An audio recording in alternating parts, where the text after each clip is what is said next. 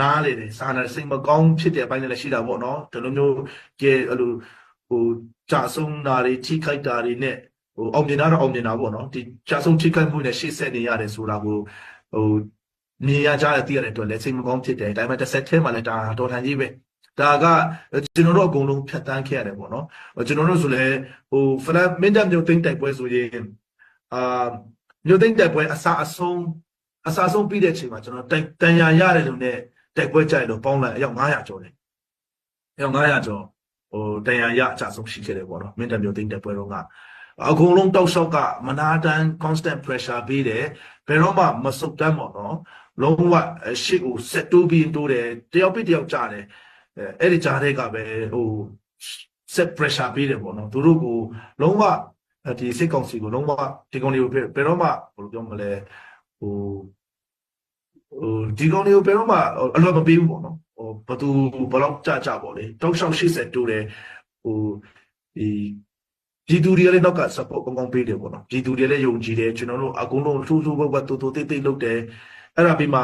ဟိုတန်ရာရတဲ့လူတွေအများကြီးပေါ့ခုနပြောသလိုပေါ့နော်ကြာဆုံးတာကအယောက်80ကျော်တယ်တိုက်ပွဲကြတာပေါ့နော်ကြာဆုံးအယောက်80ကျော်တယ်တန်ရာရအယောက်400ကျော်420ကျော်ပေါ့လေ400ကျော်တယ်ဆိုတော့အဲ့ဒီမှာပဲဟိုကြာဆုံးအယောက်900ကျော်တယ်ဒီမှာကကျွန်တော်တို့တောက်လျှောက်ဘယ်လိုပြောမလဲစစ်ကောင်စီကိုပေါ့နော်ဘလို့မှပဲပေါင်းစုံနဲ့ဝိုင်းမိပါပေါ့လေ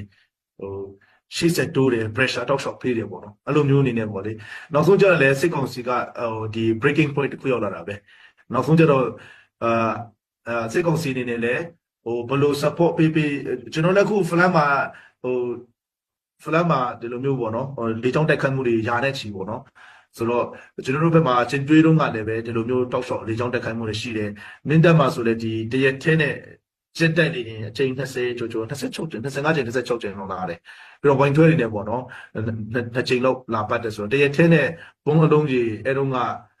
400 500လောက်နီးပါးလောက်ပေါ့နော်ဘုံလာချေးတာတွေရှိတယ်ပေါ့လေအဲ့လိုမျိုးဆိုတော့ဒီကြားတက်ကကျွန်တော်ကြောကိုကြောဖြတ်ရမယ်ဟာဖြစ်တယ်ပြီးတော့လည်းတောက်လျှောက်ပေါ့နော်ပြည်သူတွေကအစအကုန်လုံးဒီ CNDF CNO အကုန်လုံးပေါ့နော်ပြည်သူတွေရဲ့ပေါ့တော့အကုန်လုံး